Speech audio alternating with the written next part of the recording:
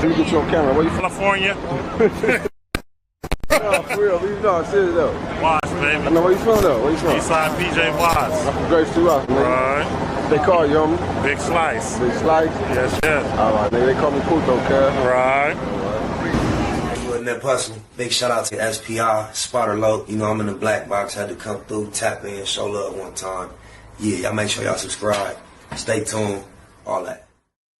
Back in that box that's black, when I seen these four individuals in the thumbnail, my eye was immediately attracted to this content. SIP Baby Lane, my low.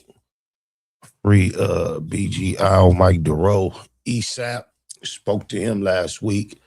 And then I saw the Stone Brothers. And I had a history with one of the Stone Brothers. I think it was Jay Stone. I was in a rap group. I believe the year was perhaps like, I think it was like 96, I think. And I believe my rap partner, he was Lebo from Chester Street. And we was trying to get popping and make demos and meet Baller, somebody to be our CEO and put us out. And he had came across, he told me, man, I met this dude named Jay Stone. He had a brown bag full of weed. He just kept rolling up big weed. And I was rapping for him, played our demo for him. And he said he gonna invest in us like sometime next year, bro. He said, wait till the holidays, Christmas comes, something. Then the story came, his daddy had stole some money from him during that time. But I remember my homie Wino from the set, he in Halfway House right now. But he had got out the pen, fresh out the pen. Still had his dress outs, came to the set, well, and I remember the homegirl attitude. She had left the hood, came back, shook up, crying, like, well, said she had just got bust on by some enemies and she wanted somebody to like follow her out the hood to the freeway. So when she came back, I'm like, how long ago this happened? It had been some time. Like, who went and did something? She like, nobody. I had just pulled up. Wino out there, like, had basically with some dress clothes all damn near. I'm like, hold up, I'll be right back. I'm like, hold on, what you finna do? I'm like, you already know. He like, fuck that. He jump in with me. So we go do our 1-2. We had a revolver. It's empty now. Bam, we come back to the set. It's two little homies right there. I'm like, let's go to Compton, get some weed. Just to, shake the area. It's hot. Woo. I'm like, bam. So two little homies hop in the back seat. Me and Wino, we get in the car, I'm driving. So, mind you, we got the 38, but we ain't got no bullets. We just emptied the wound. That's when Nord was popping. They had it popping on Nord. So I'm not really knowing that when you used to turn on Nord, where base spot was, you kept going up Nord. That's where the Stone Brothers, the whole street was really like a weed street. Even though Bay had the main cracking spot, if you keep going, this nigga selling weed all up and down the street back then. So I remember just one random day, so we go, boom, we pull up. But if you know, Nord was like a real narrow street. Ain't no U-turn, ain't no bagging up, ain't going that way. It's a one-way street. And it used to be cracking like a Chick-fil-A in and out drive-through, bro. But it was fast. But this one particular day, whoop, we get our little whoop. That's when the chocolate tie was cracking. We get the sacks, whatever, whoop.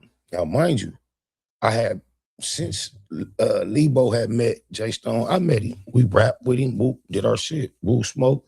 And that's why he told us he had, get me to the beginning of the year. So he used to have a tan 454 truck. So I'm knowing I'm in this hood, we in Pocket Hood. So after I get my weed now, it's like his truck is blocking the traffic. There's cars behind me. It's just, need to go. I'm thinking kind of like distracted, not realizing he holding up the traffic. Because I'm a street nigga, especially at this time. I'm at my key street savvy, bro. I know him in this neighborhood. I know who he is. I just met him. Bro, I get the most friendly, like toot on the horn just to get his attention. And then like when he like looked up in his rear view, I just gave up like the hands like, hey, I need to get through. What I do that for? Cuz got out and nutted up. drew down on me and the homie, like, cut this my hood, don't you ever hump the horn on. And mind you, it's a big ass audience basically watching. So me and the homie, like, in the car, like, cuz you see this nigga? Wino a fool, cuz I love you. Cuz he like, Wino, like, cuz this nigga crazy than a motherfucker, cuz. It's broad daylight. Got the two little homies in the backseat. They ain't saying nothing. So eventually, he finished stunting. He let us get on. So, bam. I had my cousin stayed in the Southside hood, bam. So he used to have a Mac 11 over there that I'm knowing. So I go home. I remember that motherfucker was in a briefcase, cuz I was trying to do the combination. I don't know if I was too anxious, too nervous. Couldn't get the combination. I got bust the briefcase open. Key way. Go outside to the homies, get up the car, cuz me and Wino, we see. Now he driving. Yeah. So, mind you, remember how I just used to have to come on north, go on a one-way, a narrow-ass one-way, cuz it's like 2 blocks before you can get up off that path. So, nigga Jay Stone, rest in peace, he's such a low, cuz like, as soon as he see my car coming, he already know what time it is. He start getting off. Bah, bah. I remember, like I'm the pastor. I remember my mirror that I could look, my rear view, side view mirror, he had shot through that before I even could get past him. So, but it ain't no turnaround, ain't no U-turn, ain't none of that. So we gotta like, I kind of get low, the homie passing, cause as soon as he get to where he can angle me that way, all 32, get up out of there. Woo. So that never turned into nothing other than a moment that happened in the streets. Woo, wop, wop. I don't know if Cuz ever realized that was me before he passed. However, this is the same individual that was on scene when Baby Lane lost his life and his brother lost his life, and my nigga Lil Al caught triple life after showing up to the incident without any weapon. He already had a bag on from being a victim of a gunshot wound at the time, and he was wounded by gunfire at the incident. And I just, I say, gee, the gratitude's the attitude, because I done bumped my head against some cold cats. And the Stone Brothers was not no joke. My niggas ain't no joke either. Baby Lane wasn't, Lil Al ain't. But when I see this type of content and I'm so familiar with the people on it, these legendary stories, I'm attracted to it. So with no further ado, let's see what these Compton Keyways have been up to. The interviews. Is it Orlando? Yes. Let me just ask you point blank. Did you kill Tupac Shakur? I didn't kill Tupac.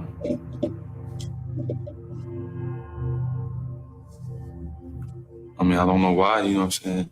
They would even say something like that. The low. I mean, I just want to tell everyone that, I mean, I didn't do it. And I feel sorry for him, what I'm saying, his fans and his, and his family. Anderson in civil court. They claim there is evidence he was in the white Cadillac that night in Las Vegas, that he got out and fired the shots. From 1995 to date, have you ever ridden in a white Cadillac? No. Do you know anyone who owns a white Cadillac? No.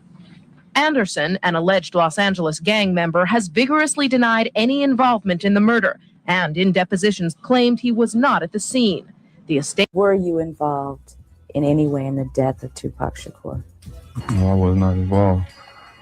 I mean, I'm like a victim. You know what I'm saying? I feel, sorry for him. And, like I said, I was a fan of it. I mean, I've been thinking, maybe I'm a scapegoat or something. I just want to let everybody know, what I'm saying? I ain't, I would like to assert at this moment real clearly, real factually, they do not make young niggas like they used to. Just think of the concept of a YN and what we think about. And think about 30 years ago, bro. This was a real YN. Oh, my mama. And I didn't do it. The downfall. On May 29, 1998, during twilight hours, Utah Williams, the 85-year-old matriarch, at the heart of Orlando's family, died in the hospital where she'd been taken after a fall. Orlando Anderson was reported for not having a history for drinking nor smoking. However, due to the loss of his grandmother, Baby Lane was drinking all night with his fellow Southside Crip, Michael Reed Duro, to cope with the loss. That's my low, but I just want to say this too. This was a time era when the Orange Chronic had hit. And if you knew about it then, the Orange Chronic, I think, was going for like $500-700 an ounce. But them Southsides had it. Orange Chronic was different. It had a strong, distinct smell, and it was fire. Who remember that Orange Chronic? Let me know with the comments. Oh, blah, blah, blah, blah. Orlando's mother, Charlotte, remained at the hospital, so Orlando, who had been waiting for her at the family home, decided to go out and get a burger at Mom's Burgers with Michael Duro. At about 3:10 p.m. that afternoon, Anderson and Duro drove his black Chevy Blazer to Rob's Car Wash located at Alondra Boulevard and Oleander Avenue near Compton High School. The car wash was across the street from Car wash ain't there no more. Mom's Burger was closed down. Car wash is part of the new Compton High. Mom's Burgers. Anderson pulled on the side of the car wash and got into an argument about an unpaid drug debt with Corner Pocket Crip member Jerry J. Dog Stone, who witnesses say immediately brandished a weapon. Jerry Stone was not alone. He was also accompanied by his older, taller, and stockier brother, Michael Big Stone. Big Stone reportedly stood between 6'4" to 8 inches, towering over his enemies. He made sure that his younger brother Jerry was safe. Witnesses also say that Michael Duro talked to Jerry Stone into putting the gun away, and that's when Orlando Baby Lane Anderson pulled out his gun and a battle ensued. Anderson drew first blood and pulled out his 9mm gun. Anderson shot Jerry Stone twice before being slain himself in a hail of bullets. Anderson reportedly shot Stone to death before Jerry's brother and fellow Corner Pocket Crip, Michael Stone, in turn shot Orlando Anderson dead center in the chest. Orlando slumped over the wheel after being hit. Michael Duro, who had been shot as well from Michael Stone, noticed when Anderson dropped his gun, a wounded Duro recovered it, returned fire, killing Michael Stone. Duro shot both the Stone brothers even after they both hit the ground. After killing Michael Stone, Michael Duro attempted to flee the scene by driving Anderson's Blazer from the passenger side, and it crashed. This location was 6 blocks away from the police. When that took place, guess who pulled up on the scene? And before I got my nigga any medical help, he's sitting there, showed up to this scene, suffering from gunshot wounds, just received more. And it's before he got my nigga some help, he handcuffed him to the car and went and tried to deal with the rest of the crime scene. Reggie Rice Sr., I ain't gonna lie. However, Reggie Rice Sr. and Mike Duro have no ill feelings toward one another. That's ironic at this grown point. Oh, my mama. Police station, a barrage of 30 shots go off. Police hear the gunfire and immediately drive towards the turf war. Police arrived at the scene of the crime. The Blazer vehicle was riddled with bullet holes. The paramedics were on their way to assist the wounded gang members. Officer Ray Richardson talked to the mortally wounded Anderson to get a confession about the Tupac murder.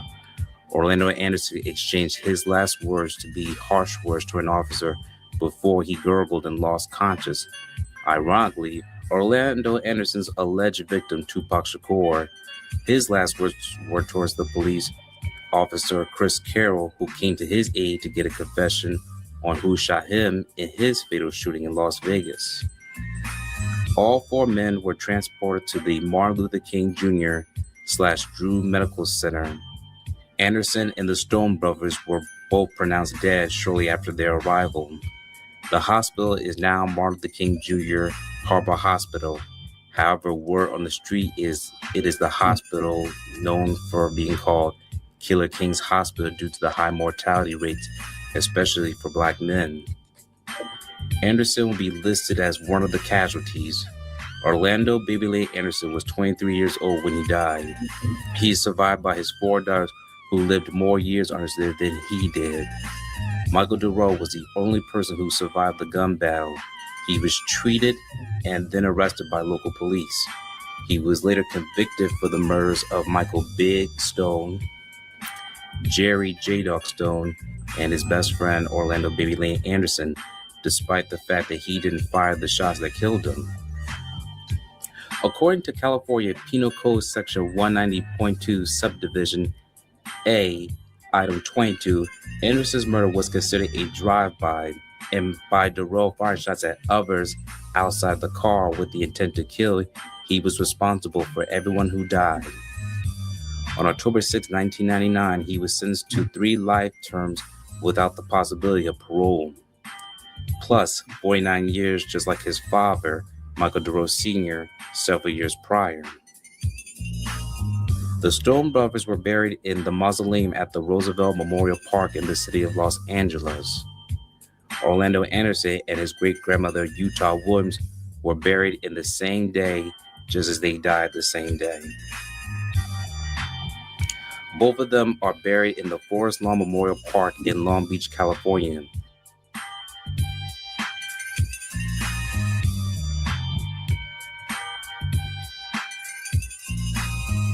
This cemetery is also the resting place of Tupac's friend and death row artist, the King of Hooks, Nate Dogg, who died several years after Baby Lane.